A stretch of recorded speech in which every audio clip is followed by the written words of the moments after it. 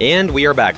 May 24th, 25th turned out to be an eventful weekend, to say the very least. You had unstable weather, cars breaking down, and a few very odd situations. Long story short, there was a lot going on during Stage 2 of the country's premier drift series. In this video, we'll break down the entire event, and with that, let's travel to St. Petersburg, or rather to Leningrad Oblast, where the Igora Drive racetrack is located.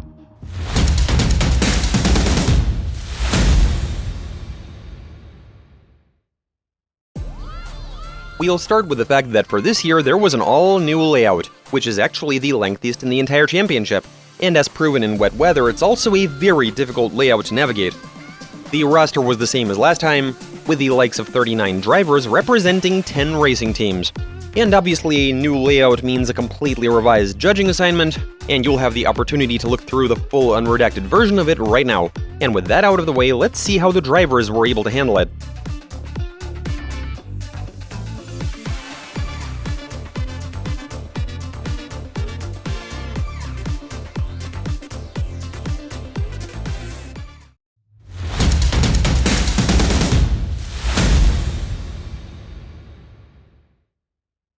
There were 8 groups in qualifying this time, with 5 people in each of them except for the last one. As has become par for the course this year, order of qualifying was down to luck and the draw was drawn. With there being so many contenders, this is going to be a quick overview. Group 1, consisting of Artyom Shabanov, Alexei Kozlov, Georgy Chivchyan, Anton Dmitrienko, and Maxim Grossman, went out onto a track that hadn't fully dried after the previous night's rain. The very first run by Shabanov set the bar for a large portion of the qualifying session, with him scoring 98 points. Let's watch it to get an idea about the layout and the conditions out on the track.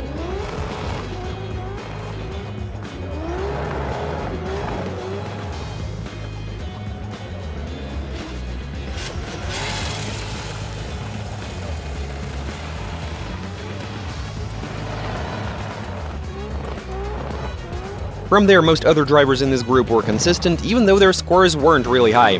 The only drivers to earn 90 or more were Grossman with 90 points even, and Shabanov once again with a 91.5. 2 zeros for Chivchyan's first attempt and Dmitrienko's second. Thankfully, they both had another chance, earning 89 and 58 points respectively. Anton's score was the lowest one that wasn't a zero. Group 2 comprised of Anatoly Kizin, Sergei Kuznetsov, Artur Zelyony, Ilya Polishuk, and Evgeny Losyev. The track had begun to dry, and with a mixed surface being the most difficult to deal with, the results were not great. The best performance was by Kuznetsov, 88, also Losyev posted an 87. The only zero and the lowest positive score posted were for Artur Zelyony, with his best attempt earning him 46 points, which is unfortunate. Meanwhile, Anatoly Kizin was the first to visit the health resort, which is what the fans were calling the health group during this event. After a 67-point first attempt, he realized that these conditions were not conducive to a decent result, and so he joined the health group. From there, conditions on the track got even worse. Dry patches began to appear on the pavement in the worst possible places, almost as if playing a joke on the drivers. There being grip where you don't necessarily need it, and it being slippery when you actually want some grip. This resulted in utterly unpredictable car behavior, even though drivers were given reconnaissance laps. The only semi-decent results for Group 3 were posted by Ilya Popov, 82 and 62. Everyone else, meaning the likes of Anton Kozlov, Ivan Palmin, Grigory Burlutsky, and Anton Klyemko, were not satisfied with their first attempts and requested to be moved to the end of the grid. Palmin was even willing to risk nullifying his fairly decent score of 76.5.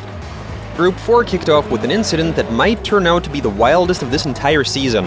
While Dmitry Sherbina was out in his Mark II, he lost a piece of his diff. It began spewing oil, some of which was hitting the exhaust and creating a smoke show while he was going through Sector 1. Not to mention he was contaminating the water that was already on the track. This didn't bother Dmitry in the slightest, but as we all know, differentials tend to seize when they don't have oil. And this one seized in such spectacular fashion that many of the fans have probably never seen anything like this in their lives. Typically, a seized diff would mean a twisted prop shaft, but for the entire assembly to evacuate like it did, this has to be the first time that's ever happened. Obviously, Dmitry was sent to the health group, as was a considerable portion of the other drivers from this group who came after him, namely Pyotr Borodin and Kirill Mitskevich after scoring zeros for their first attempts. Artyom Leitis and Denis Sorokopud decided to take their chances, and you can't really say it was worth it.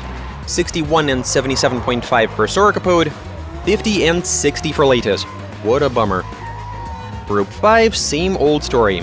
4 out of 5 drivers, namely Ilya Fyodorov, Yevgeny Spirin, Timofey Dobrovolsky, and Vladislav Popov, joined the health group, unsatisfied with their respective first runs. The only driver who was brave enough to soldier on in these conditions was Damir Idiatulin.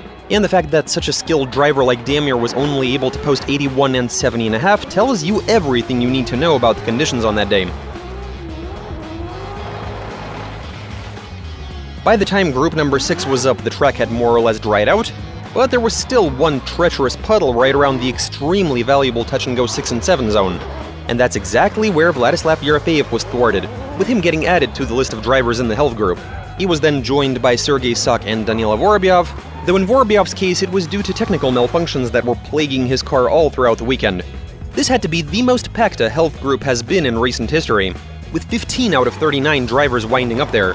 Denis Miguel and Danila Skarbogatov in the meantime decided to take their chances with the track, which even went somewhat successfully for Skarbogatov, with him earning 91.5 for his first attempt. Miguel's best score was a 79.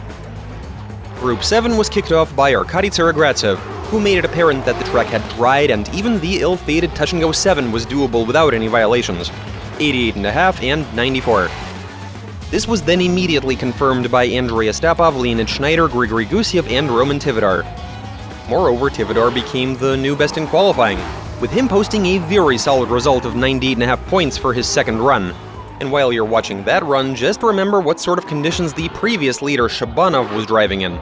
So yeah, that's also a thing.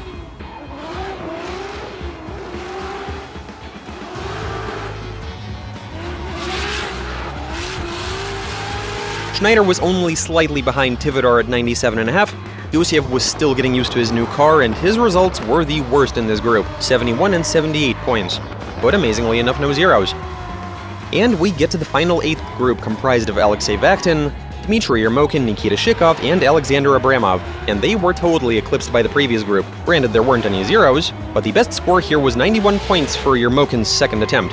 The others didn't do quite as well, especially Shikov, who scored 60.5 and 78 points, which turned out to be the worst results for this group.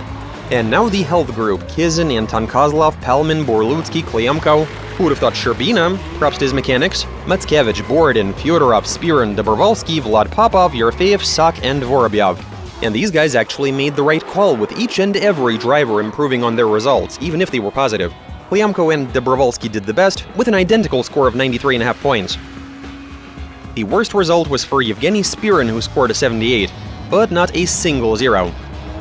Drivers who failed to qualify include Shikov, Spirin, Sorokapud, Matskevich, Latist, Dmitrienko, and Zelyony. Roman Tividar was best in qualifying, and with that, it is time to cover the top 32 stage.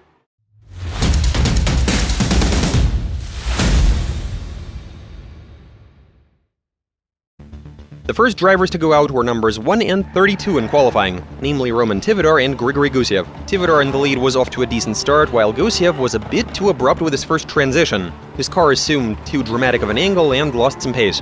While Griha was trying to catch up, Roman decided to adjust the rear end of his Silvia by tapping the wall next to touch-and-go 6, though this had no bearing on the leader or the chaser's driving, with the latter only closing the distance in that moment. But there was still enough space for that incident to be inconsequential. Near the end, Roman allowed one wheel off, with Grigory finally catching up with his opponent, so this didn't go smoothly for either of them. The second portion of the heat was slightly more fluid. Gusiev blew past the valuable touch-and-go 7 while Tividar wasn't following super closely, but he was quite a bit closer than his opponent was prior. There was potential for this going to an OMT, but the judges gave this one to Tividar. The reason is simple and lies within Gusiev's angle work. In either position, his car was assuming huge angles, constantly forcing Griha to correct, and quite significantly, which was causing issues for Roman when he was following. To quote Mikhail Davidans, he definitely wouldn't have qualified with that kind of driving, but Roman was actually able to check him. If Gusiev had followed even somewhat on the level of how Tividar was chasing him, an OMT could have been a possibility. But once again, due to him constantly assuming too wide of an angle, Grigory was having trouble positioning his car, and so this is 100% a loss for him. Moving along, Yevgeny Losiev versus Vladislav Popov. Some fantastic tandem drifting from both parties up until the 4th sector. Losiev was good in the lead, Popov was following close end in step. In the final bend, Losiev did allow one wheel off, which didn't even slightly fluster Vlad. He continued to stick close, even tapping his opponent. Terrific.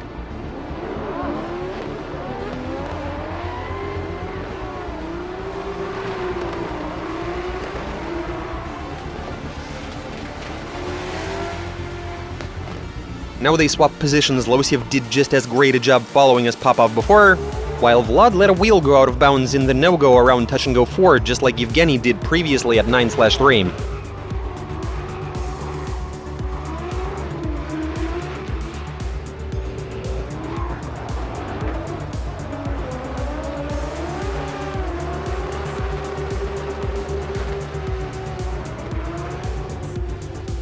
Losiev seemed to have a slight edge, or maybe this will be an OMT, but the judges ruled unanimously in favor of Losiev. The reason being, well, it wasn't a huge advantage, but it was enough to claim the victory. Aside from line-related mistakes with Vlad losing 5 points for the no-go, Losiev was following more closely in more of the sectors. Also, he did a better job positioning his car, even though both of them were close in the chase.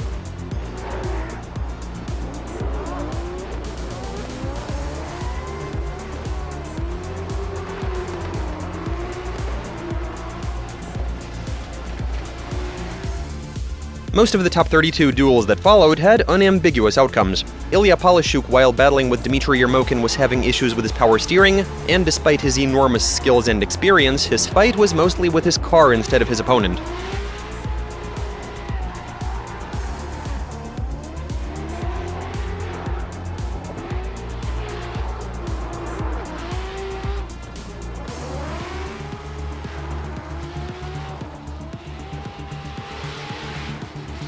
This meant a win for Yermokin, even though he didn't necessarily dominate. Maxim Grossman vs. Sergei Sak. Grossman did a great job leading, with Sak following at a moderate distance, to then allow 3 wheels off the track and fall behind somewhat. The Minsk native's performance in the lead also wasn't what you'd call fluid, with him using the handbrake forcing Grossman to evade him a couple of times with how closely he was following. And he allowed 3 wheels off once again. Grossman wins. The battle between two Lekar Aderjimi Motorsports drivers unsurprisingly was won by Arkady Tsarogratsev. Despite the fact that according to Vladislav Yerofeyev they had similar cars that were set up nearly identically, he was ridiculously outpaced while following, even though he did perform pretty well in the lead, touch-and-go 7 notwithstanding. Tsarogratsev was excellent in the lead, close while following, earning a spot in the top 16.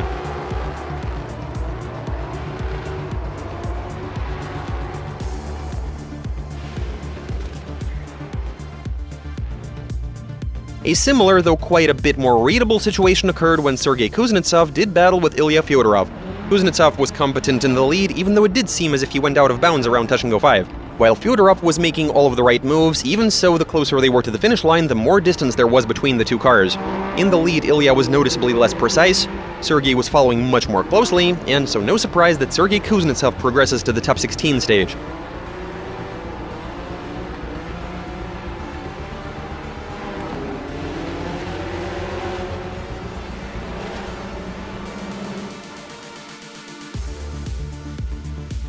The battle between Anton Kliemko and Dmitry Sherbina was slightly more interesting to watch. Kliemko did a decent job in the lead, even though he did go out of bounds a few times, and corrected around 9/3.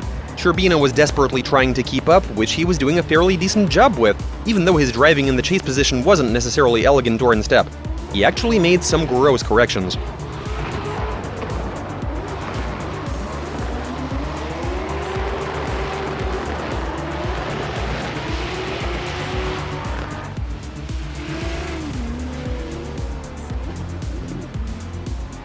Round 2, Dmitry got a clean lead run-in, with Anton also being more on point in the chase, though he narrowly avoided hitting the wall next to touch-and-go 6.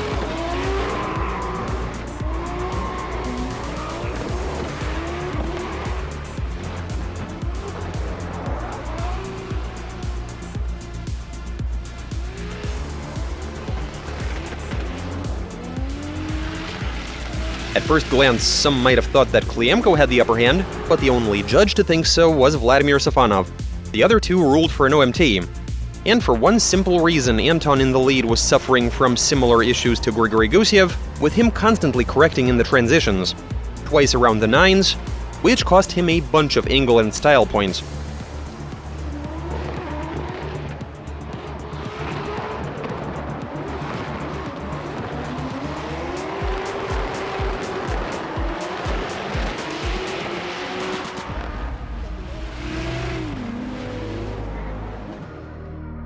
Alexei Kozlov versus Ilya Popov. No uncertainty here. Ilya had a cleaner lead run, he was closer following, which earned him the win.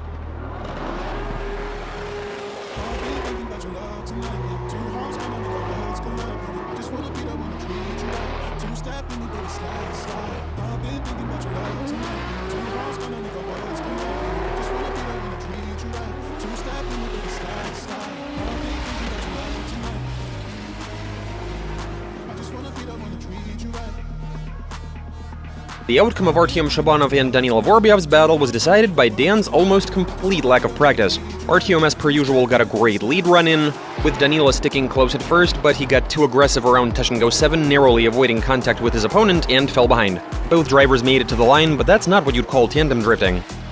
Vorobyov was fairly clean in the lead, while Shabanov did exactly what he had to, no more, no less, and progressed to the top 16 stage.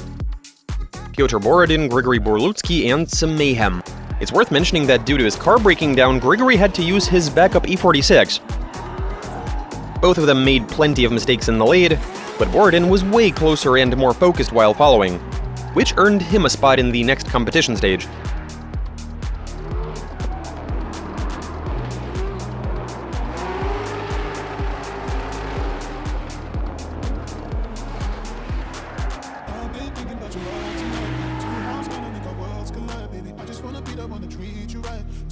The battle between Alexei Vakhtin and Danila Skorobogatov was won by the latter, and he definitely deserved the victory, as Alexei's performance in the lead was, well, odd, while neither of them did a stellar job following.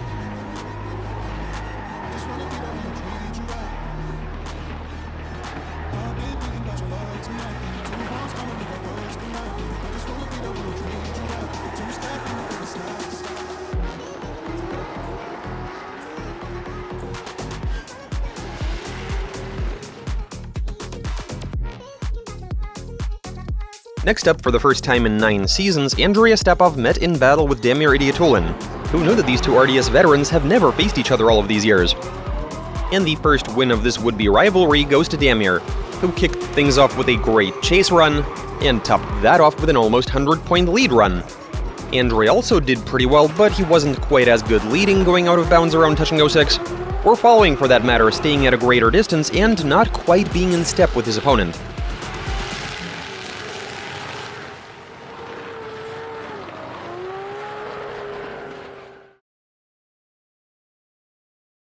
The battle with Ostapov didn't go very well. Even though I was very good in the lead, I was on the edge, stayed on course, didn't correct, so I'm happy with my performance in the lead, but following, I screwed up the first portion of that run because I was doing a bit of experimenting. Leonid Schneider and Denis Miguel looked pretty good, but they made some mistakes. An almost identical amount for both runs, actually. Surely this would go to an OMT, right? Right, the judges made exactly that call. And judging by the interview after, they were both pretty eager to go at it again.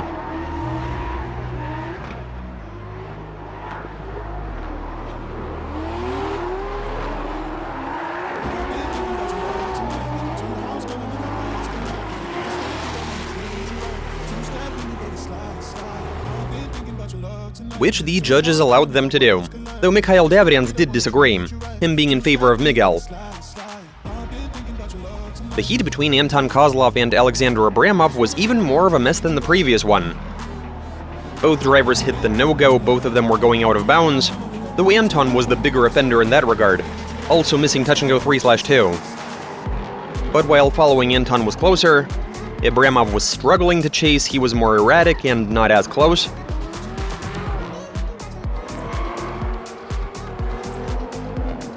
This would appear to be a toss-up between an OMT and Anton winning, which is reflected in the judges' scorecards, with Davidians favoring Kozlov and the other two deciding to send this to a one more time.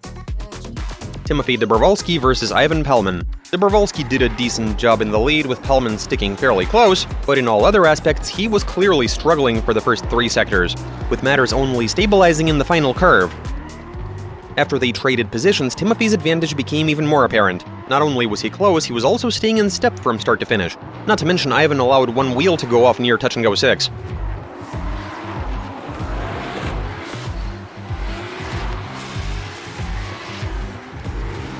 And so Dobrovolsky progressing to the top 16 stage shouldn't be a surprise to anyone. The last duel of the main portion of the top 32 ended in a win for Georgy Chevchyan. Neither driver was stellar in the lead, with Kizin having a 1 virtual point advantage over Gocham, while the latter, as always, was fantastic in the chase. Not so much the case with Anatoly. He was aggressive, but not very consistent or in step.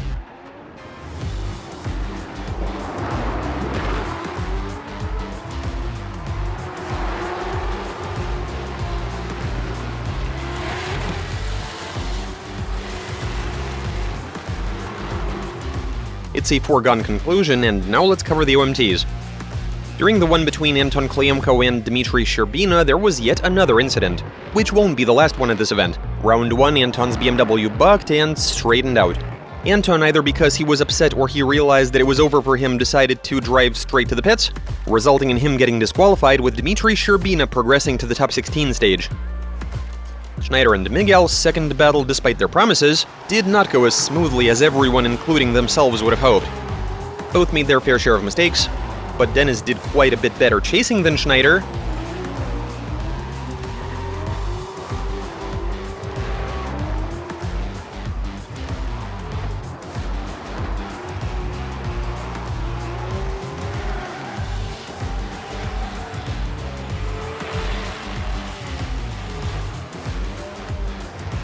With Miguel progressing to the next competition stage. The last driver to make it past the top 32 was Carville Racing's Anton Kozlov. Alexander Abramov wasn't as good in the lead, 25 points compared to 28 racked up by Anton, and there was a bigger gap when he was following. Looks like he still needs some time to get used to his car.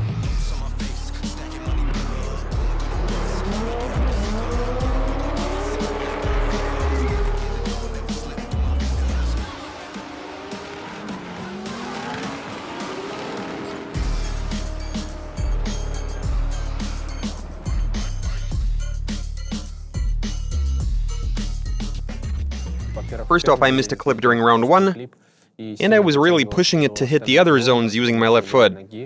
I'd imagine the judges noticed that, and because of it, I compromised my chances of winning, and the judges ruled for an OMT. During the repeat battle, I was able to fix that mistake of mine, get a good lead run in, and follow fairly decently. Overall, during the second battle, I think I did everything the way I should have.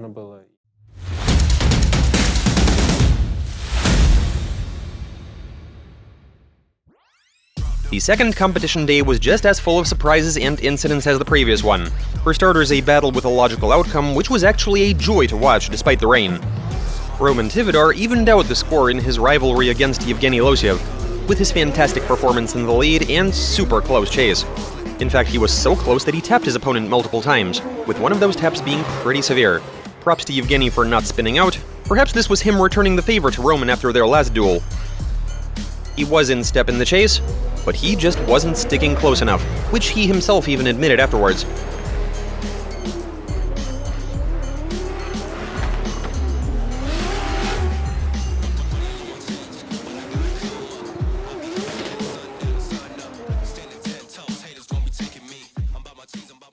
My car was accelerating fine, I had sufficient pace to follow Tividar. Honestly, I just made a bunch of mistakes. So I think it is the correct decision.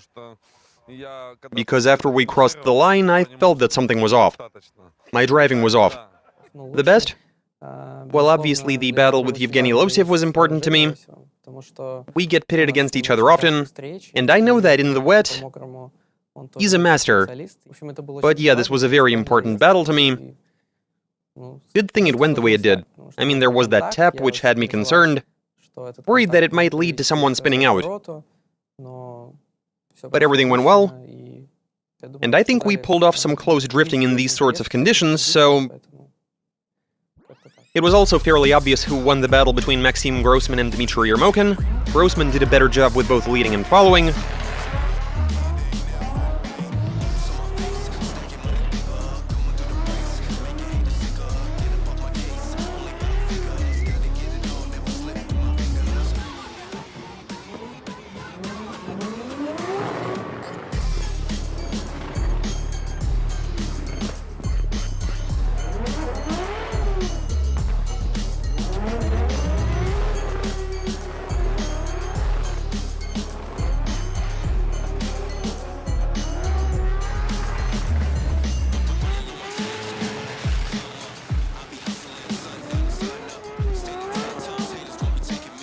which earned him the win.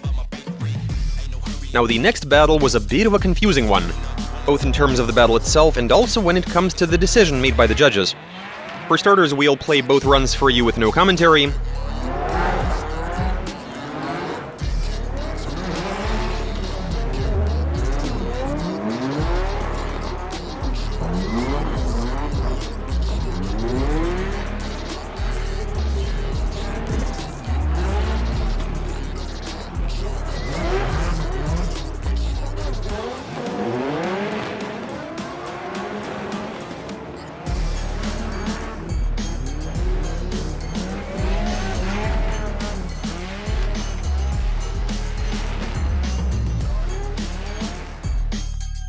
And here's the ruling offered by the judges, and this does not happen often. No common ground. And here's the comment that followed. We saw some close battles. Opinions differ, but here's where I'm coming from. When comparing their lead runs, both Tsarogratsev and Kuznetsov initiate incrementally, so both of them failed to stick to my angle assignment in that instance.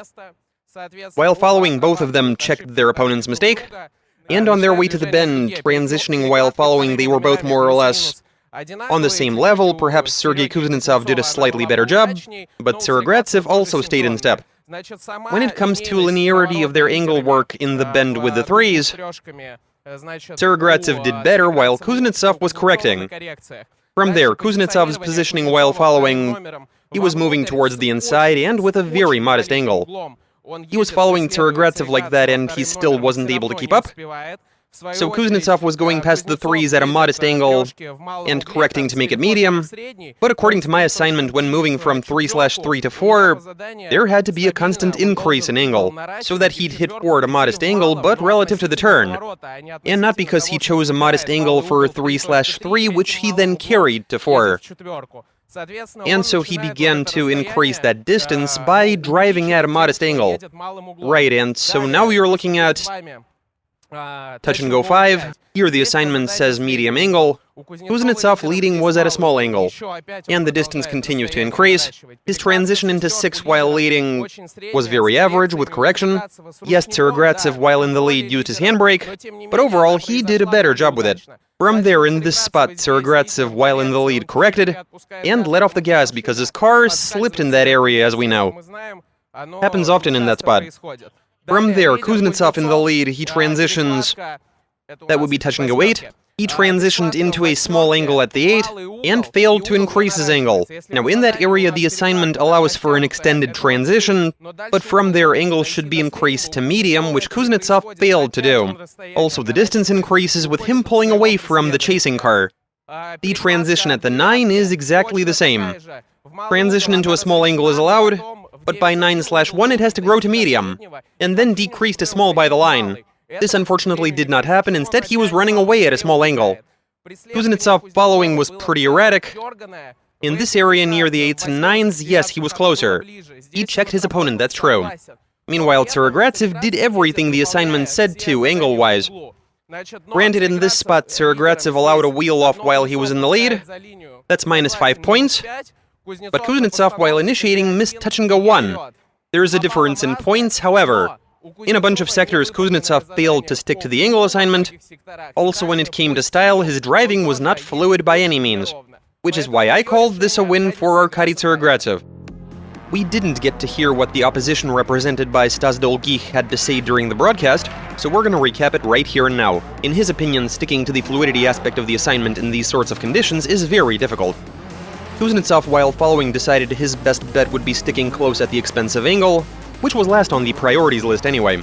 Arkady, in the meantime, was trying his best while chasing in round 1, but he forgot that the flanker has good acceleration and can maintain narrow to medium angles, resulting in him falling behind, then attempting to catch up and hitting his opponent, falling behind once again, and so on.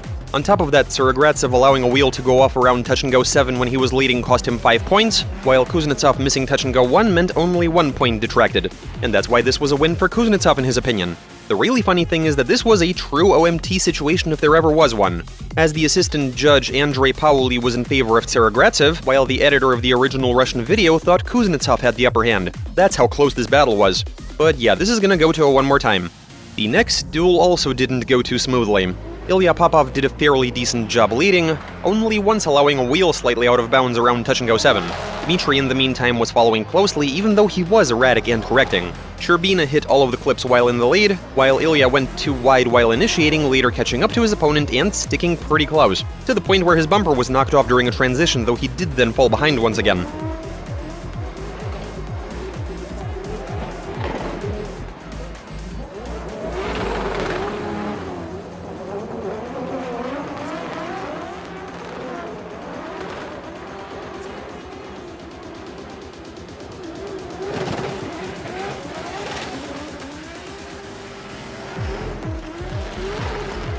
Is this a win for Sherbina or maybe an OMT? Neither. The judges gave this one to Popov in a unanimous decision. The simple reason being that at the Man-G, Dmitry was riding the handbrake, driving straight for a good 10 meters, and in so doing, nullifying his run. The heat that followed left some people scratching their heads. Artyom Shabanov, as per usual, was impeccable and super confident in the lead, while Pyotr Borodin, though he was somewhat sloppy and had to take a bunch of corrective action, was still able to follow very closely, which is a testament to his experience given the conditions out on the track. They did have a pretty hard collision after they crossed the line, though this wasn't what you'd call an uncontrolled finish, even though the Silvia was fishtailing. Since this happened outside of the scored area, nobody was punished, and Team Time Up didn't even call for a 5-minute timeout. They checked to see if the wheels were straight and gave Shabanov the green light to continue. And this is where things got weird. After initiating, Artyom fell so far behind his opponent that this almost became an inactive chase. He did catch up eventually, and things were looking good right up until the very end when his opponent gapped him once again. In the meantime, Borodin's performance in the lead, well, even if it wasn't excellent, it was still very good. The outcome, though unambiguous, was still quite unexpected. Next pair is up Damir Idiatulin and Danilo Skarbogatov, and the fun continues. Both were performing fantastically right up until the final transition. Dan simply didn't give the leader any space, resulting in the Supra's left rear wheel giving the right front wheel on his BMW a good hit. Two surprises here. First of all, Damir avoided spinning out even after the second tap right before the finish line. Second, the fact that Dan even made it to the finish line on a flat tire and a bent rim and with a crooked alignment. 5-minute timeout, Team Lukoil seemed to get the car ready to go at the very last second, but even though they were on time, the problem is that the wheel on Skarbogatov's BMW was only secured with 3 nuts instead of 5, one of which wasn't even tightened down. The car had no business being out on the track in this sort of state, and as per the race director's orders, Danilo was sent to the pits while Damir was sent out to do a bye-run, after which he was declared the winner of this heat. The next battle was won by Anton Kozlov, though it would actually be fairer to say that Denis Miguel lost. With the track starting to get dry, the Supra found some grip at touch-and-go 6 and went into an opposite drift during the transition, and that meant a 0-point run. A bit of a shame because otherwise Denis was doing well. He was good in the lead, but Anton left him no chances with how he followed, even though all he needed to do was not get a 0. Georgy Chivchan was having serious problems with his engine even prior to the top 16, and he was forced to forfeit the win to his teammate Timofey Dobrovolsky via bye-run. The key aspect of the second battle between Tsarogratsev and Kuznetsov was that during round 2, the flanker spun out at the 7s, apparently after getting tapped by the Z. So at first glance, it would appear as if Tsarogratsev was at fault for the incident. But two things to bear in mind. First of all, the flanker's brake lights were on in that zone, and the judges really didn't want to see two-pedal drifting or handbrake used there. So in reality, Kuznetsov was at fault. Second of all, accounts do slightly differ, but the panel of judges had a look from all possible angles and announced that there was no contact. Tsarogratsev was just very close. And even if we assume there was a tap, the flanker began to spin out before it even happened. Kuznetsov said that he thought he felt it because his car supposedly spun out from a hit, but looking at the footage, there really was no hit. He was grazed at most. My worst run was with Sergei Kuznetsov.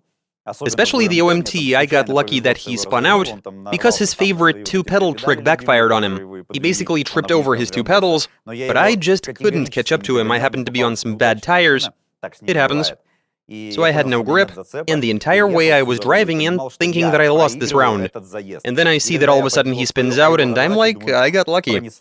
The judges decide to send Tsarogratsev to the top 8, and now it's time for us to cover that competition stage.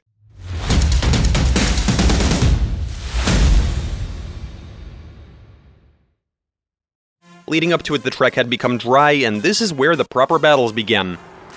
The first to meet were Roman Tivadar and Maxim Grossman. 2 fantastic rounds, it did appear as if Tivadar had a slight edge.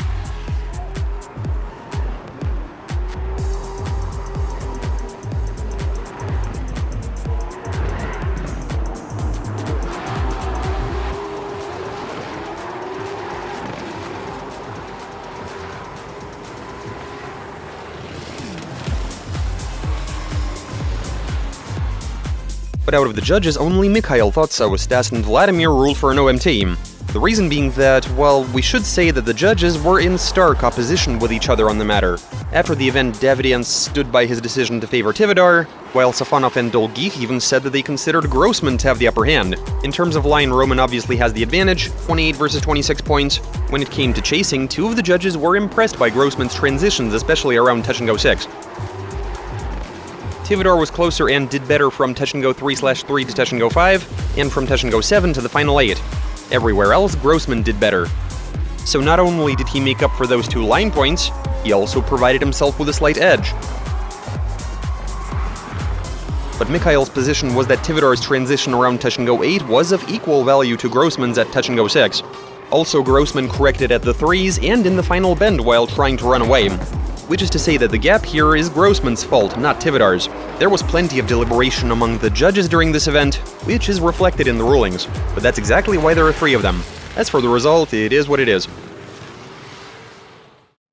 I know that Max is very expressive as a driver, the Siberian's cool, and so I was aware that he knows how to work with the surface, that he was going to be fast. He has a great performing car. It handles great, and he's in tune with it. So I wasn't going out for a save run. I recall that we were sticking close to each other and work around the discrepancies in the surface, because in different spots it varied. And so I think we were both doing what we could to make this a seamless round and accommodating. It's always nice when we can go one more time. The decisions that lead to a one more time, they always tell you that both contenders were on par and were basically equal in their performance. I think it was pretty spectacular. 2 teammates do battle, Arkady Tsarogratsev and Ilya Popov, and the win goes to Tsarogratsev, as during round 1 Ilya sailed off the track while leading. Arkady definitely did not put in a 0-point performance, so this is a foregone conclusion. Pyotr Borodin in his battle with Damir Idiatulin once again put in a performance that's gonna help him make a name for himself as a driver. He was properly going for it. Yes, he did slightly worse in both roles, but if you consider the massive difference in their experience, his result was amazing. But it's still a win for Idiatulin.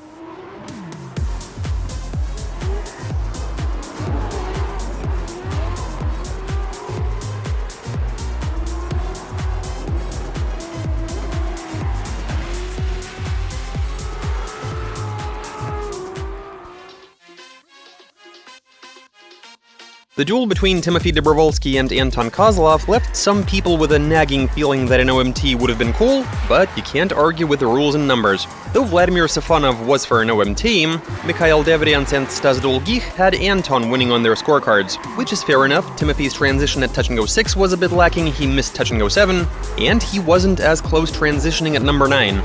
And though Anton was slightly further behind in some spots, overall his consistent performance in the chase prevented Dobrovolsky from earning a chance at an OMT, even though in some spots Tim did very well while following.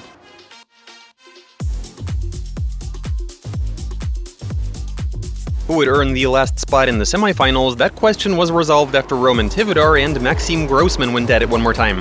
And this one was decided during round 1, when in the final sector Grossman's Supra seemingly slipped with 3 wheels going off, and fell behind Tivadar's Silvia.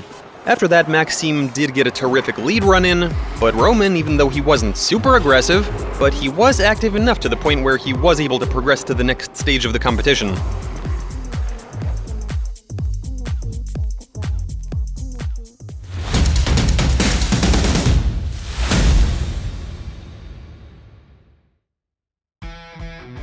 But during his next battle with Arkady Tsarogratsev, this very same overcommitment started hindering Tivadar. Roman leading went out of bounds 3 times, which didn't bother Arkady, who was sticking close the entire way. After they switched places, even though Tivadar was truly giving it his all and was even sticking slightly closer, Tsarogratsev avoided making the same mistakes as his opponent, earning a perfect score of 30 for line and progressing to the final race.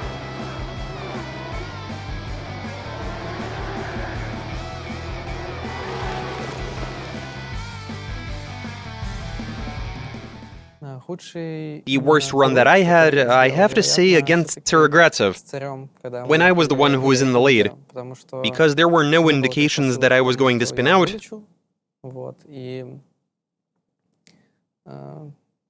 I guess everything was just happening so fast, and I just wasn't able to get a feel for everything, process what was going on.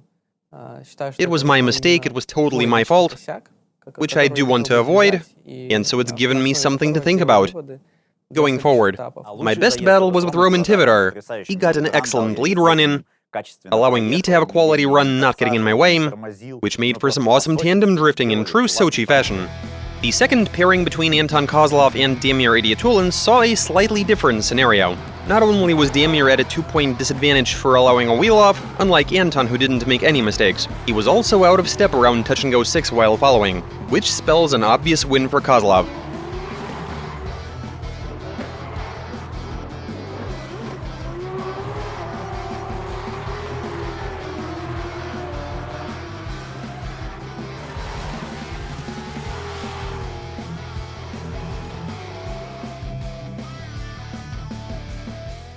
My best battle had to be with Damir Idiatulin. After we finished, I even felt a bit of nostalgia for the event in Nizhny Novgorod in 2023, where the two of us did 3 heats in a row, and all 3 of them were... I actually rewatched them fairly often, just to admire what we were able to pull off back then. This is what we as drivers like drifting for, I think. And my impression behind the wheel was that I was able to pull off another one of those runs. Because, I mean, after we crossed the line, I told my spotter that I can't imagine how I can get any closer. So yeah, I really enjoyed it. And I got a pretty good lead run in. Damir was doing his very best in the chase position. Yeah, that had to be the best heat. On my side, it didn't go exactly as I would have wanted. I allowed a wheel off in the lead. And I didn't quite do what I wanted to while I was following. In particular, the final transition into the curve, Anton did a better job with it. I mean, last year I was doing very well with it. I was in step and immediately in the right position. But this year I tried, and every time I was unable to. I thought I was doing everything right, but then I worked out that I just didn't have quite enough grip.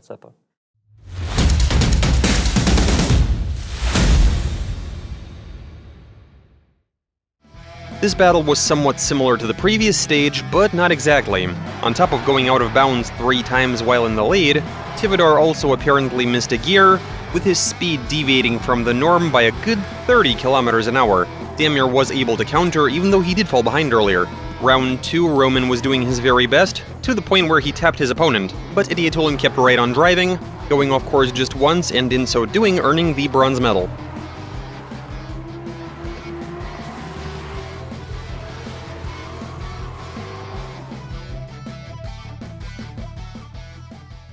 I missed a gear when I was accelerating. The only real reason I was so close while following is that I realized that my only option was to be overly flamboyant. I made a conscious decision, but my car wasn't accelerating. It felt like I was trying to get the gear in forever, but it definitely took a couple of seconds.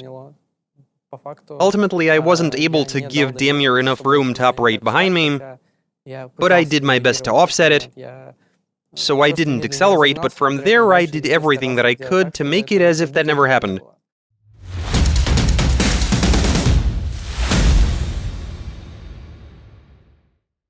The outcome of the final race was also unambiguous. Tsaragratsev, while leading, missed touch-and-go 2 with one wheel going off, and then used his handbrake where he wasn't supposed to, all while Kozlov was sticking close even though he wasn't fully in step.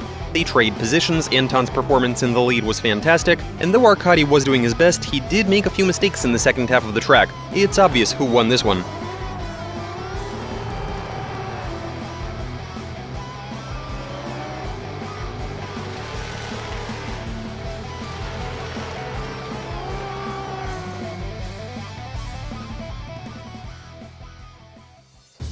Yeah, this was not a smooth race, with an enormous amount of incidents, but all the more interesting to see what'll happen further on. After this event, RDS Open visited the Moscow Raceway for the first time ever on the 31st of May and 1st of June, commentated by the editor of the original Russian-language video review of this stage, and that'll be followed by a full week of drifting in Nizhny Novgorod. That's going to be kicked off by an RDS GP stage on June 14th and 15th. You can purchase tickets on tickets.drifte.ru, catch the broadcast on RDS TV, and that's it for this video. Now a word from our finalists. I'd say our results were consistent. Our car, we basically built it from the ground up. Bear in mind, we constructed our own suspension, and we had it dialed in by stage 2. I think that's a tremendous result. When we decided we'd compete on this suspension, we realized that it's a pretty big risk, that we wouldn't be able to show these sorts of results until maybe about mid-season. But our results in qualifying all of those close rounds are an indication that we got everything to work earlier than we expected. This was a really long and exciting event, given that in this region you have daylight for a longer period of time. It would appear as if the organizers decided to extend this celebration of drifting. And so pretty much every day from the early morning hours and up until about 8 to 9 p.m. there was always something going on. Especially on Saturday, and since Saturday was such a nerve-wracking day for us, with us doing both of our qualifying attempts on an unstable surface, as opposed to transitioning to the held group. As a result, we were nervously awaiting for the results to come in, because especially in Denis's case, our scores weren't particularly high, and those who went to the health group, they would be driving on dry pavement, on a stable surface, and as such, they would have gotten higher scores than us. But we had enough points to stay in the top 32. Closer to the evening, there was a sigh of relief, because we knew that we were good and that all three of us would be competing. But yeah, this was a nerve-wracking event. Overall, I'm just glad to be back out there doing tandem drifting. Today I was doing a lot of driving, with some success, though I did fall slightly short in the final race. But I am very happy with my car. The team has done a fantastic job setting it up. In terms of speed, nobody stood a chance, and if the driver had been a bit more precise in the final race, it maybe even could have won. This was a very nerve-wracking event. I mean, I might have never been this nervous throughout my entire career in drifting. The thing is that the weather made for some really, let's just say, spicy conditions, making this event that extra bit more exciting. Things started to get nerve-wracking as early as qualifying. With the unstable surface, also the gearbox in my car failed during my first qualifying attempt. Perhaps it even did me a service with me moving to the health group. By then the track had already dried, and so I did slightly better, even if not quite as good as I'd hoped. Practice was going more or less as planned, but the judges actually came up with a pretty complicated assignment for us. Executing it was interesting. I actually found it quite difficult to pull through to touch and goes 3/1 and 7. But we were able to figure it out. I was really only able to do so in the top 32 stage against Alexander Abramov. That's when I worked out how to do the first transition, and from there I was able to follow the assignment. So the top 32 was also pretty nerve-wracking. There were some OMTs. We were on equal footing with Alex, and yeah, it was hard. But I was able to persevere. As for today, well, everything was going fine. But once again, the weather also played a factor. During both practice and the actual battles, we kept having to switch cars depending on how wet it was. We were checking the forecast, and overall we were pretty on edge. That usually doesn't happen to me, but here we are.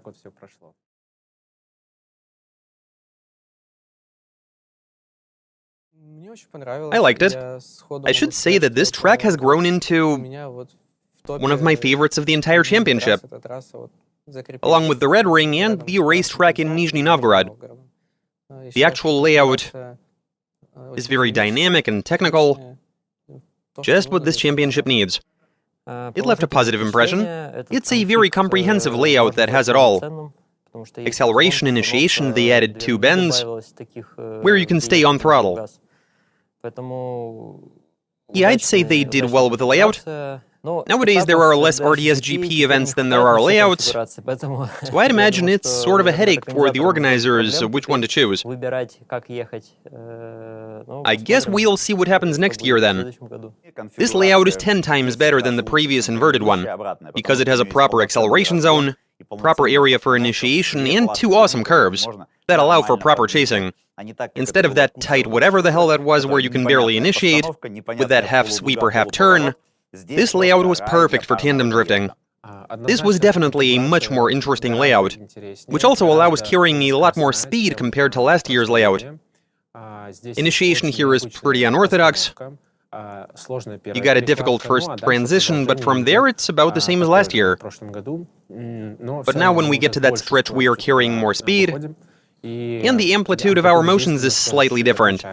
I definitely enjoy this layout much more, which isn't to say it's not difficult. But then last year's layout was also challenging.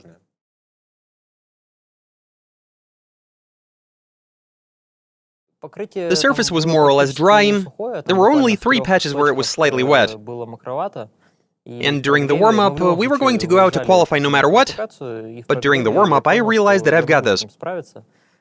Yes, moving to the health group would have been easier to drive over a dry surface, but I mean, this wasn't necessarily a well-thought-out strategy on our part. In the moment we decided we can give it a go, and we did. Even though we might not have gotten a lot of points for qualifying, but it was doable and we had a good chance at qualifying. And so all 3 of us decided to go for it.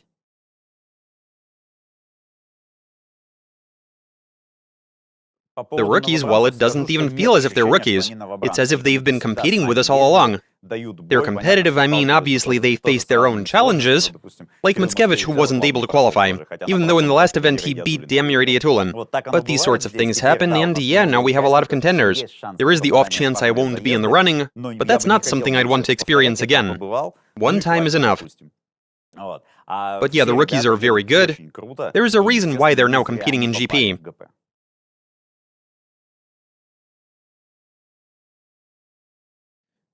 Chances are we'll get there early.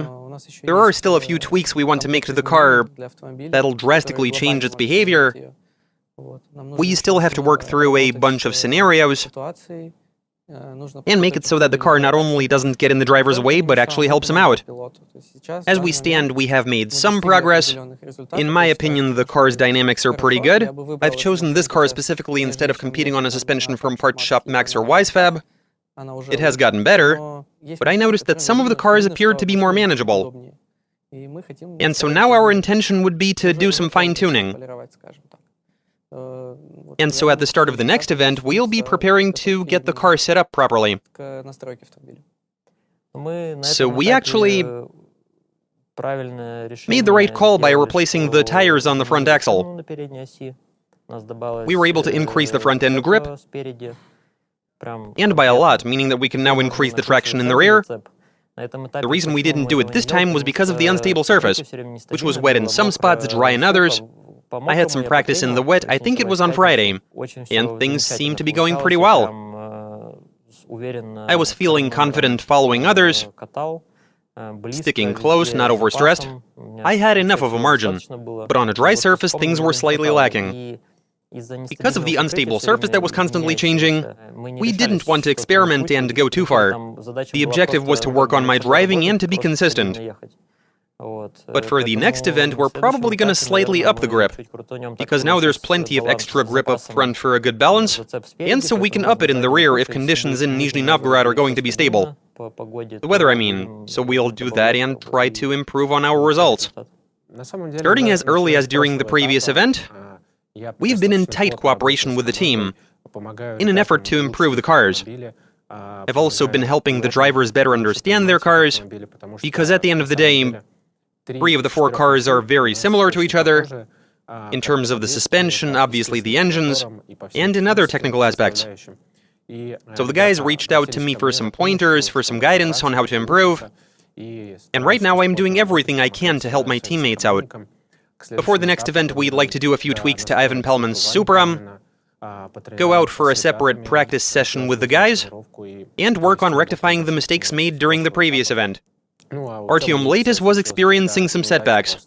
His engine suffered failure, but in my opinion, he's more technically prolific than all of us, and so I think he's got this.